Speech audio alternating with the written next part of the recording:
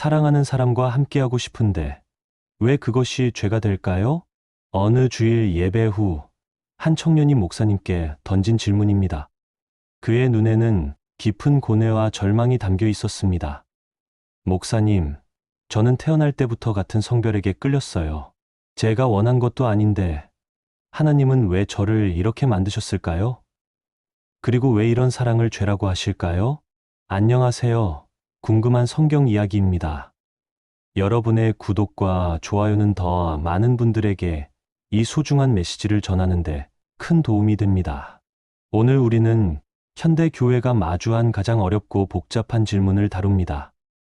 동성애와 성경, 사랑의 하나님이 어떻게 사랑을 죄라고 규정하실 수 있는가?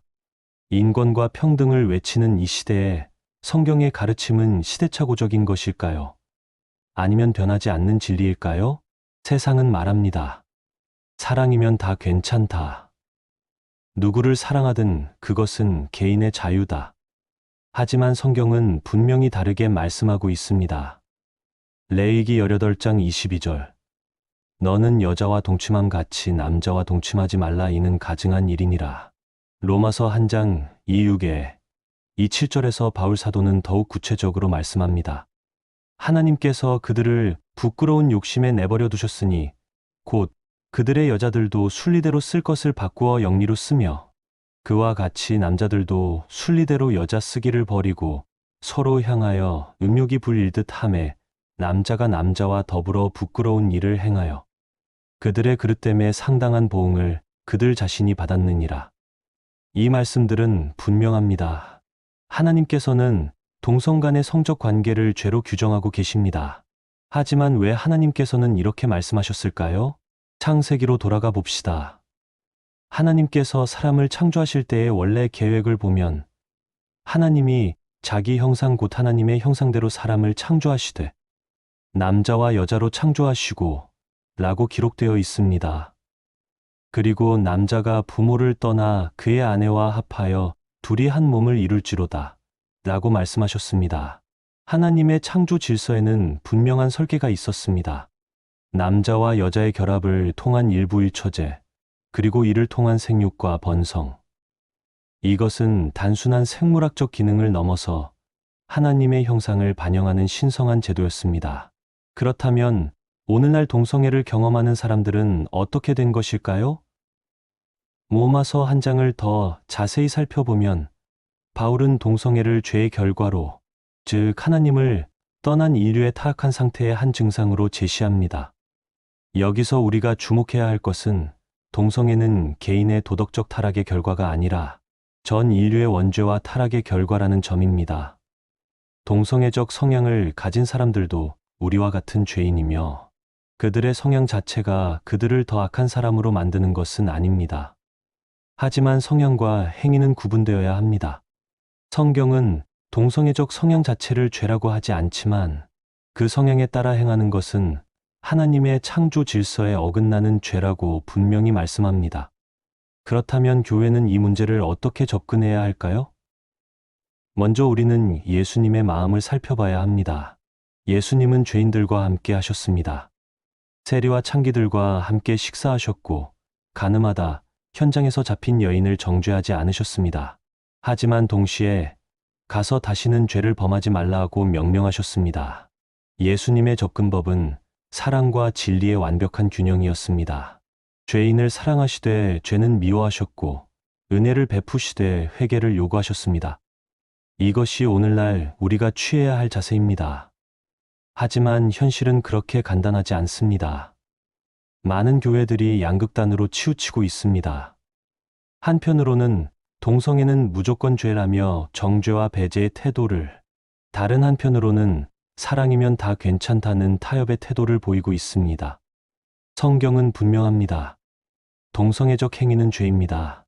하지만 동시에 성경은 모든 죄인을 사랑하시고 구원하고자 하시는 하나님의 마음도 분명히 보여줍니다. 고린도전서 6장에서 바울은 너희 중에 이와 같은 자들이 있었으나 주 예수 그리스도의 이름과 우리 하나님의 성령 안에서 씻음과 거룩함과 의롭다 하심을 받았느니라고 선포합니다. 이와 같은 자들이 있었으나는 과거형입니다. 변화가 가능하다는 것입니다. 하지만 이 변화가 무엇을 의미하는지 명확히 해야 합니다.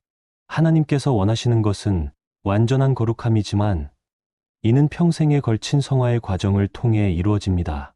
어떤 사람은 동성애적 성향에서 완전히 벗어날 수 있을지도 모르고 어떤 사람은 그 성향과 평생 씨름하면서도 하나님의 뜻에 순종하여 거룩한 삶을 살아갈 수도 있습니다. 중요한 것은 성향의 완전한 소멸이 아니라 하나님께 대한 순종과 헌신입니다. 바울이 고린도전서 7장에서 독신의 삶을 높이 평가했다는 것도 기억해야 합니다. 독신의 삶도 하나님의 소중한 은사입니다.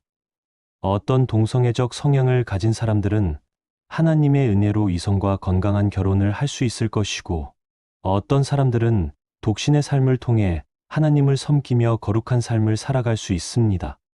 중요한 것은 서로를 판단하고 정죄하는 것이 아니라 하나님의 사랑과 진리 안에서 서로를 품고 도우며 함께 성화의 길을 걸어가는 것입니다.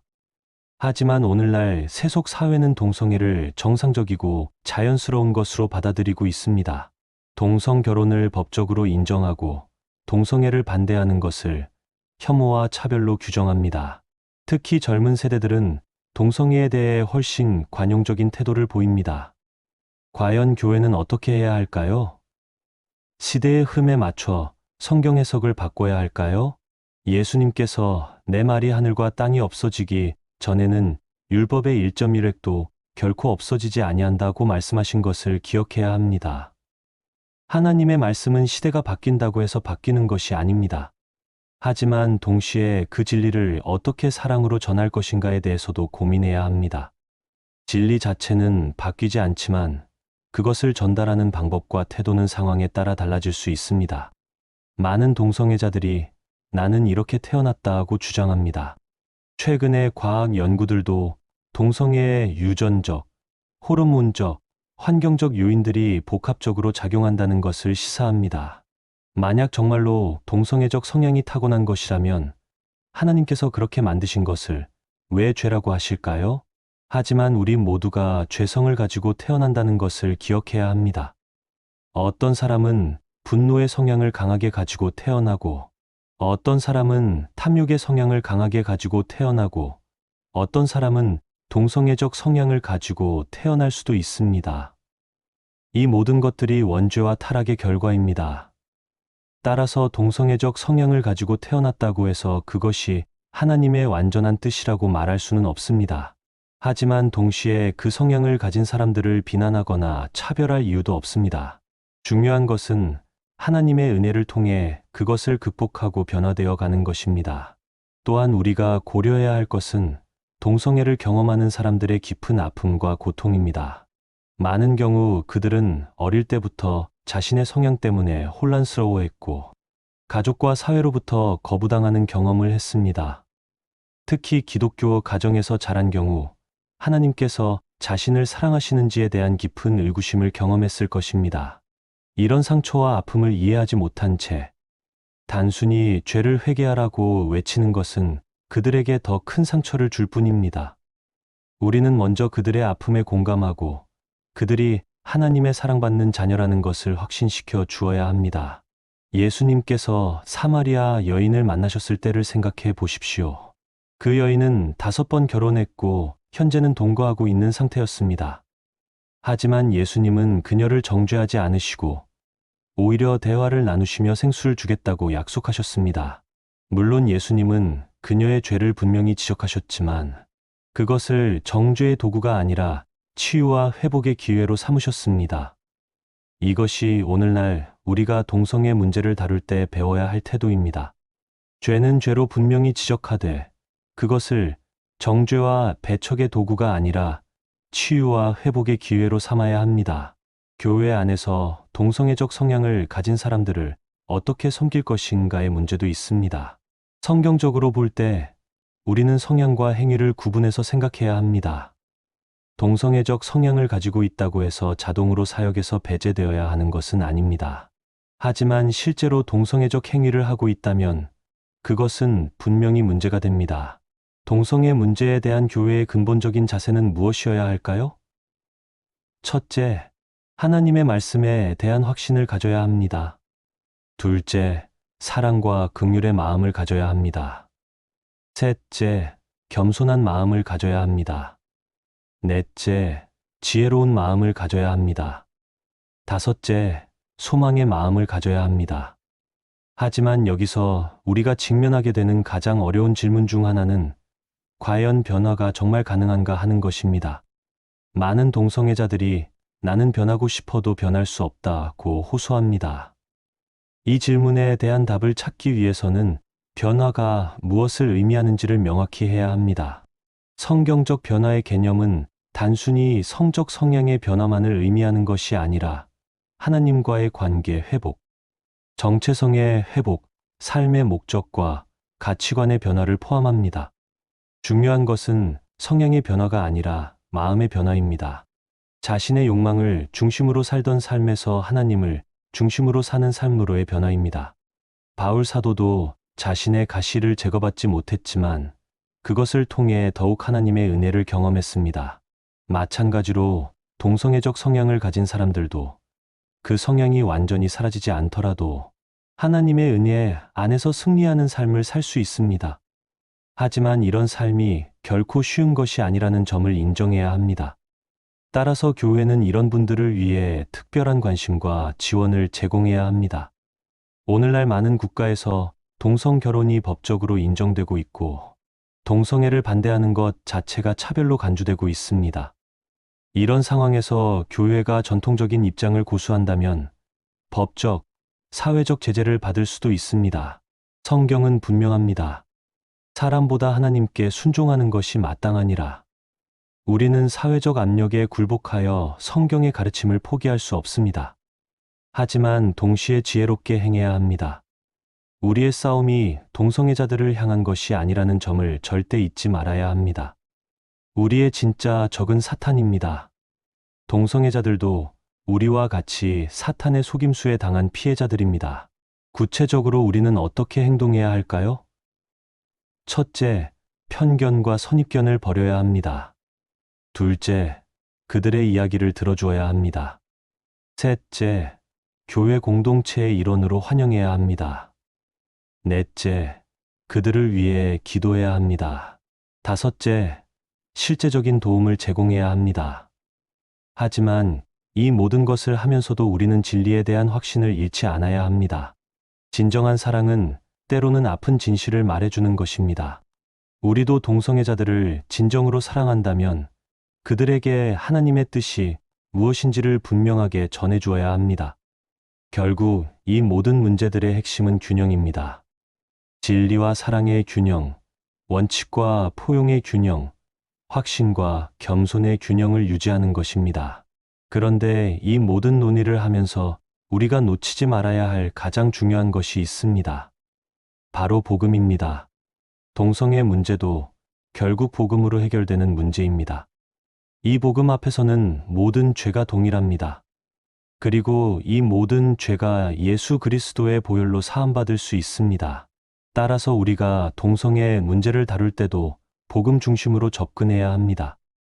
단순히 행동의 변화만을 요구하는 것이 아니라 복음을 통한 마음의 변화를 추구해야 합니다. 이제 우리는 이 복잡하고 어려운 주제에 대해 더 깊이 탐구해야 할 시점에 왔습니다. 하나님의 사랑과 공의가 어떻게 조화를 이루는지, 교회가 어떻게 이 시대의 도전에 응답해야 하는지, 그리고 개인적으로 우리는 어떤 마음과 자세를 가져야 하는지에 대해 하나님의 사랑과 공의는 어떻게 조화를 이루는 것일까요? 이 질문이야말로 동성애의 문제를 이해하는 핵심입니다. 많은 사람들이 하나님의 사랑과 공의를 대립적인 개념으로 이해합니다.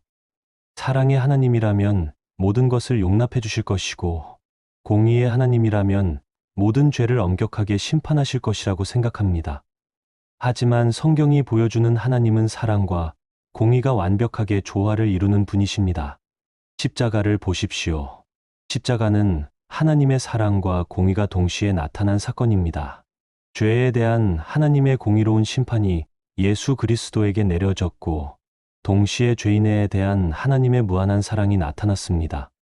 하나님은 죄를 미워하시지만 죄인을 사랑하신다는 것이 십자가에서 분명히 드러났습니다. 이것이 동성애의 문제를 바라보는 우리의 관점이 되어야 합니다. 하나님께서는 동성애적 행위를 죄로 규정하시지만 동성애자들을 사랑하십니다. 그들도 예수 그리스도의 보혈로 구원받을 수 있는 소중한 존재들입니다. 로마서 5장 8절은 이렇게 말씀합니다. 우리가 아직 죄인 되었을 때에 그리스도께서 우리를 위하여 죽으심으로 하나님께서 우리에 대한 자기의 사랑을 확증하셨느니라. 하나님은 우리가 의로워진 후에 사랑하신 것이 아니라 우리가 죄인이었을 때부터 사랑하셨습니다. 마찬가지로 동성애자들도 하나님의 사랑의 대상입니다. 그들이 변화된 후에 사랑받을 자격을 얻는 것이 아니라 지금 이 순간에도 하나님의 사랑을 받고 있습니다. 이것이 복음의 핵심입니다. 하지만 동시에 하나님의 사랑은 죄를 그대로 방치하는 사랑이 아닙니다. 진정한 사랑은 상대방의 최고의 유익을 추구하는 것입니다. 부모가 자녀를 사랑한다면서 자녀의 잘못된 행동을 방치한다면 그것은 진정한 사랑이 아닙니다. 때로는 아픔을 주더라도 올바른 길로 인도하는 것이 진정한 사랑입니다. 하나님도 우리를 진정으로 사랑하시기 때문에 우리의 죄를 지적하시고 회개를 촉구하십니다. 히브리서 12장 6절은 주께서 그 사랑하시는 자를 징계하시고 그가 받아들이시는 아들마다 채찍질하심이라고 말씀합니다. 따라서 동성애에 대한 성경의 가르침도 하나님의 사랑의 표현으로 이해해야 합니다. 하나님께서 동성애를 금지하시는 것은 그들을 미워해서가 아니라 그들을 사랑하시기 때문입니다. 하나님의 창조 질서에 맞는 삶을 살 때 진정한 행복과 평안을 누릴 수 있다는 것을 아시기 때문입니다. 그런데 여기서 우리가 직면하게 되는 현실적인 문제는 많은 동성애자들이 하나님의 사랑을 경험하기보다는 교회로부터 상처를 받는다는 것입니다. 그들은 교회에서 정죄와 배척을 경험했고 그 결과 하나님으로부터 더욱 멀어지게 되었습니다. 이것은 정말 안타까운 일입니다. 하나님의 사랑을 전해야 할 교회가 오히려 상처를 주고 있다니요. 이런 현실 앞에서 우리는 깊이 회개해야 합니다. 우리가 하나님의 마음을 제대로 이해하지 못했고 예수님의 방법을 따르지 못했다는 것을 인정해야 합니다. 예수님은 세리와 창기들과 함께 식사하셨습니다. 당시 사회에서 가장 부도덕하고 죄 많은 사람들로 여겨졌던 그들을 외면하지 않으시고 가까이 하셨습니다. 그러자 바리새인들이 비난했지만 예수님은 건강한 자에게는 의사가 쓸데없고 병든 자에게라야 쓸데있느니라 내가 의인을 부르러 온 것이 아니요 죄인을 부르러 왔노라고 대답하셨습니다. 이것이 바로 우리가 배워야 할 자세입니다. 동성애자들을 외면하고 배척할 것이 아니라 오히려 더 가까이 하여 하나님의 사랑을 보여주어야 합니다. 그들이 교회에서 안전함과 환영을 경험할 수 있도록 해야 합니다. 물론 이것이 죄를 용납한다는 의미는 아닙니다. 예수님도 죄인들을 사랑하셨지만 그들의 죄는 용납하지 않으셨습니다.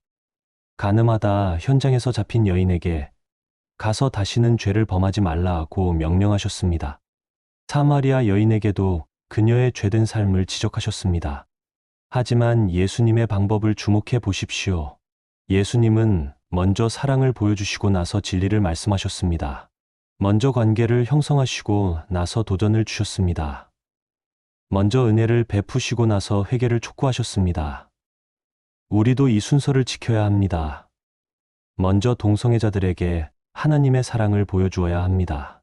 그들이 하나님의 자녀로서 환영받고 있다는 것을 느낄 수 있도록 해야 합니다.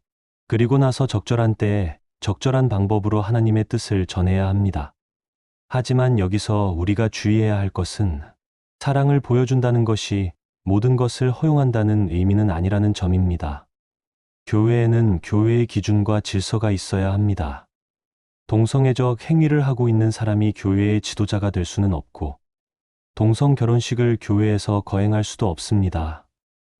이런 경계선을 분명히 하되 그것을 사랑과 존중의 태도로 전달해야 합니다. 당신을 미워해서 거부하는 것이 아니라 하나님의 뜻을 따르기 위해서입니다 라는 마음으로 접근해야 합니다. 그런데 이 모든 것을 실제로 실행하기는 쉽지 않습니다. 특히 목회자들은 더욱 어려운 상황에 처하게 됩니다. 한편으로는 동성애자들을 포용해야 한다는 압력을, 다른 한편으로는 전통적인 성도들의 반발을 감수해야 합니다. 어떤 목회자는 동성애자들을 받아들였다가 교회가 분열되는 경험을 했을 수도 있습니다. 또 어떤 목회자는 너무 엄격한 입장을 취했다가 많은 젊은이들이 교회를 떠나는 것을 보았을 수도 있습니다. 이런 상황에서 목회자들에게 필요한 것은 무엇보다 하나님의 지혜입니다. 각각의 상황과 교회의 상황에 맞는 적절한 접근법을 찾아야 합니다. 원칙은 고수하되 방법은 유연하게, 진리는 타협하지 않되, 사랑은 더욱 풍성하게 나타내야 합니다. 또한 목회자 혼자서 이 문제를 감당하려고 해서는 안 됩니다. 교회 공동체 전체가 함께 고민하고 준비해야 합니다. 성도들에게 올바른 성경적 관점을 가르치고 동성애자들을 대하는 바른 태도를 교육해야 합니다. 그리고 실제로 동성애자들이 교회에 올 때 어떻게 반응할 것인지에 대해서도 미리 준비해야 합니다. 무엇보다 중요한 것은 기도입니다. 이 문제는 인간의 지혜만으로는 해결할 수 없습니다. 성령님의 인도하심과 도우심이 절대적으로 필요합니다. 개인적으로도 교회적으로도 이 문제를 위해 간절히 기도해야 합니다. 그렇다면 일반 성도들은 이 문제를 어떻게 대해야 할까요? 첫째, 우리 자신부터 올바른 성경적 관점을 가져야 합니다. 동성애에 대한 성경의 가르침이 무엇인지, 하나님의 창조 질서가 무엇인지를 분명히 알아야 합니다. 동시에 하나님의 사랑과 은혜가 무엇인지도 깊이 이해해야 합니다. 둘째, 우리 안에 있는 편견과 혐오감을 제거해야 합니다. 많은 경우 우리는 동성애자들을 다른 사람들과 다른 특별한 죄인으로 취급합니다. 하지만 성경은 모든 죄가 똑같다고 말씀합니다. 우리 모두가 죄인이고 우리 모두가 하나님의 은혜가 필요한 존재입니다. 셋째, 우리는 동성애자들을 만날 때 예수님의 마음으로 대해야 합니다. 정죄하고 판단하는 마음이 아니라 사랑하고 품어주는 마음으로 접근해야 합니다. 그들도 우리와 같은 하나님의 형상으로 만들어진 소중한 존재라는 것을 기억해야 합니다. 넷째, 우리는 그들을 위해 기도해야 합니다. 그들의 구원과 변화를 위해, 그리고 그들이 하나님의 사랑을 경험할 수 있도록 간절히 기도해야 합니다. 다섯째, 기회가 되면 그들에게 복음을 전해야 합니다. 물론 이것은 지혜롭게 사랑으로 해야 합니다. 관계가 형성되기 전에 성급하게 모든 것을 말하려고 해서는 안 됩니다. 그런데 여기서 우리가 간과하기 쉬운 부분이 있습니다. 바로 동성애자들의 가족들의 아픔입니다. 동성애자 자녀를 둔 부모들, 동성애자 형제자매를 둔 가족들의 고통과 혼란은 이루 말할 수 없을 것입니다. 특히 기독교 가정의 경우 더욱 그럴 것입니다. 하나님을 믿고 신앙으로 자녀를 키웠는데 그 자녀가 동성애자라는 것을 알게 되었을 때의 충격은 상상하기 어렵습니다. 내가 어디서 잘못했을까? 하나님께서 왜 이런 시련을 주시는 걸까? 하는 자책과 의문으로 괴로워할 것입니다. 이런 가족들에게 교회는 특별한 관심과 도움을 제공해야 합니다. 그들을 판단하거나 정죄해서는 안 됩니다. 오히려 그들의 아픔을 이해하고 위로해 주어야 합니다. 그들도 피해자라는 것을 인식해야 합니다. 또한 그런 가족들이 어떻게 대응해야 하는지에 대한 성경적이고 실제적인 지침을 제공해야 합니다. 무조건적인 거부도 옳지 않고 무조건적인 수용도 옳지 않습니다. 사랑과 진리의 균형 속에서 지혜롭게 대응할 수 있도록 도와야 합니다. 한편으로는 그 자녀를 여전히 사랑한다는 것을 보여주어야 하고, 다른 한편으로는 그 자녀의 선택에 대해서는 동의할 수 없다는 것을 분명히 해야 합니다. 이것은 정말 어려운 균형이지만 성령님의 도우심을 받아 지혜롭게 해나가야 할 일입니다. 그리고 무엇보다 그런 가족들을 위해 교회가 함께 기도하고 지원해야 합니다. 그들이 이 어려운 상황을 신앙으로 극복할 수 있도록, 그리고 그 과정에서 하나님의 더 깊은 사랑과 은혜를 경험할 수 있도록 도와야 합니다. 이제 우리는 좀 더 넓은 관점에서 이 문제를 생각해 볼 필요가 있습니다. 동성애 문제는 단순히 개인의 도덕적 선택의 문제가 아닙니다. 이것은 현대 사회의 세계관과 가치관의 변화를 반영하는 문제입니다. 오늘날 서구 사회는 개인주의와 상대주의 가치관이 지배하고 있습니다. 내 삶은 내가 결정한다. 다른 사람에게 해를 끼치지 않는다면 무엇을 하든 자유다라는 생각이 널리 퍼져 있습니다. 절대적인 도덕 기준이나 진리라는 것은 인정하지 않고 모든 것을 개인의 선택의 문제로 돌립니다. 이런 세계관에서는 동성애를 반대하는 것 자체가 개인의 자유를 침해하는 것으로 여겨집니다. 사랑하는 사람과 함께 살고 싶은데 왜 그것을 방해하느냐는 것입니다. 그리고 동성애를 죄라고 하는 것은 혐오와 차별로 규정됩니다. 하지만 기독교 세계관은 이와 근본적으로 다릅니다. 기독교는 하나님께서 창조주시고 입법자시라는 것을 믿습니다. 따라서 무엇이 옳고 그른지는 하나님께서 결정하시는 것이지 인간이 임의로 결정할 수 있는 것이 아닙니다. 개인의 자유도 하나님의 뜻 안에서 행사되어야 하는 것입니다. 이런 근본적인 세계관의 차이 때문에 동성애 문제를 둘러싼 갈등은 단순히 해결되지 않습니다. 이것은 궁극적으로 누가 주권자인가의 문제, 무엇이 절대적 진리인가의 문제입니다. 따라서 교회는 이 문제를 단순히 도덕적 이슈로만 접근해서는 안 됩니다. 이것은 복음의 문제, 세계관의 문제로 접근해야 합니다. 사람들로 하여금 하나님이 누구신지, 인간이 누구인지, 무엇이 진정한 행복인지에 대해 생각하게 만들어야 합니다. 그리고 이 과정에서 우리는 더욱 분명한 대안을 제시해야 합니다. 단순히 하지 말라 하고 금지하는 것이 아니라 이렇게 살라는 적극적인 비전을 제시해야 합니다. 하나님의 창조 질서에 따른 삶이 얼마나 아름답고 의미 있는지를 보여주어야 합니다. 예를 들어 결혼에 대한 성경적 가르침을 단순히 동성 결혼은 안 된다는 부정적 차원에서만 제시하지 말고 한 남자와 한 여자의 결합이 얼마나 아름다운가, 이것이 어떻게 하나님의 사랑을 반영하는가라는 긍정적 차원에서 제시해야 합니다. 또한 독신에 대한 가르침도 마찬가지입니다. 독신을 단순히 결혼하지 못하는 것으로 제시하지 말고 하나님을 위해 헌신하는 특별한 은사로 제시해야 합니다. 바울 사도나 예수님처럼 독신의 삶을 통해 하나님께 영광을 돌린 분들의 예를 들어가며 독신의 산도 얼마나 충만하고 의미 있는 삶인지를 보여주어야 합니다. 그런데 여기서 우리가 직면하게 되는 또 다른 도전은 우리 자신의 삶이 과연 그런 대안적 비전을 보여주고 있는가 하는 것입니다. 우리가 말하는 성경적 결혼, 성경적 가정, 성경적 삶이 과연 세상 사람들이 부러워할 만큼 아름답고 행복한가요? 안타깝게도 많은 경우 그렇지 않습니다. 기독교인들의 이혼율이 비기독교인들과 별로 다르지 않고 기독교 가정의 문제들이 다른 가정들과 별로 다르지 않습니다. 이런 상황에서 성경적 결혼이 최고다라고 말해봤자 설득력이 없습니다.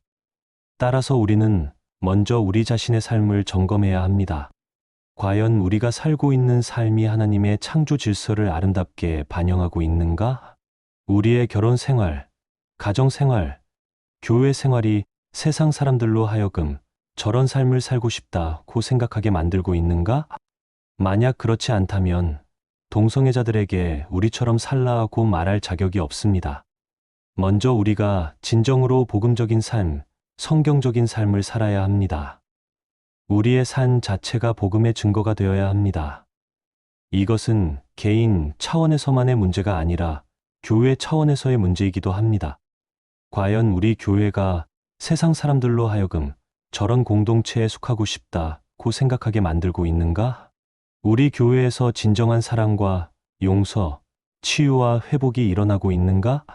만약 우리 교회가 여전히 판단하고 정죄하는 분위기, 위선적이고 형식적인 분위기에 머물러 있다면 동성애자들뿐만 아니라 다른 상처받은 사람들도 우리 교회에 오고 싶어 하지 않을 것입니다. 따라서 동성애 문제를 제대로 다루기 위해서는 교회 전체의 변화와 개혁이 필요합니다.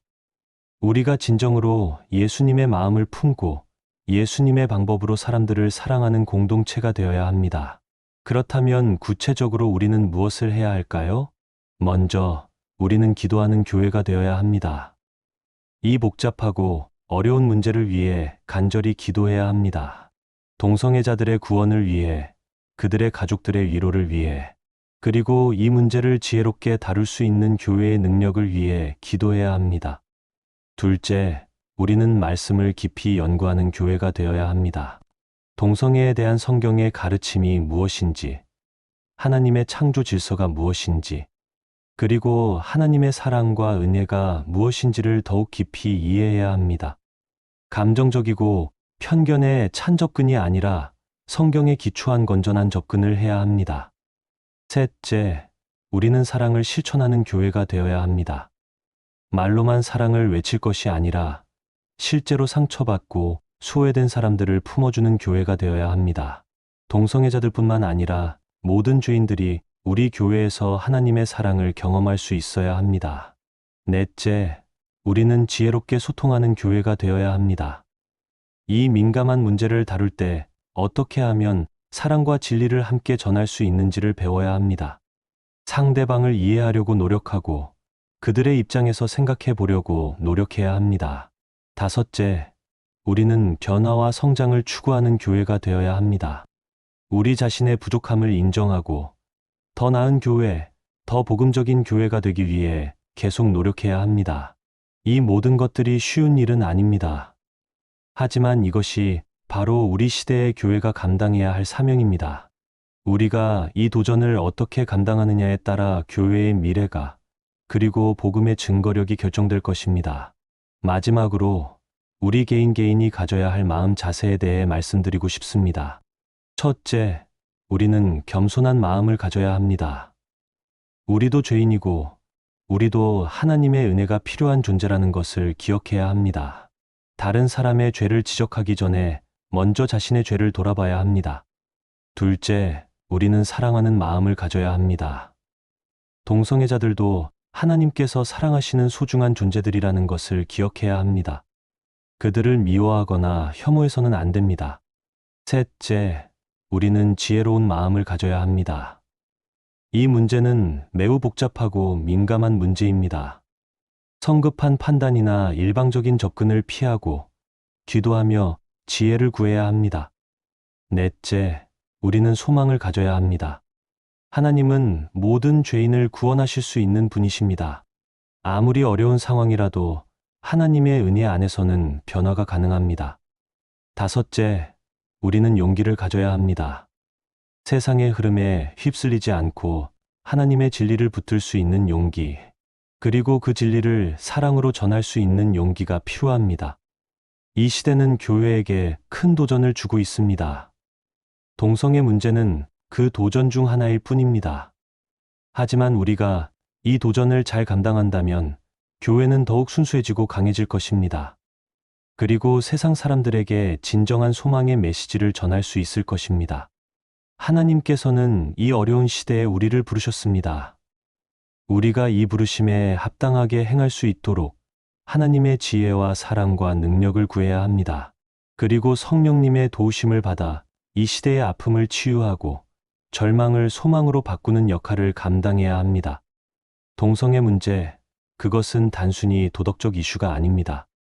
그것은 복음의 문제요, 사랑의 문제요, 구원의 문제입니다.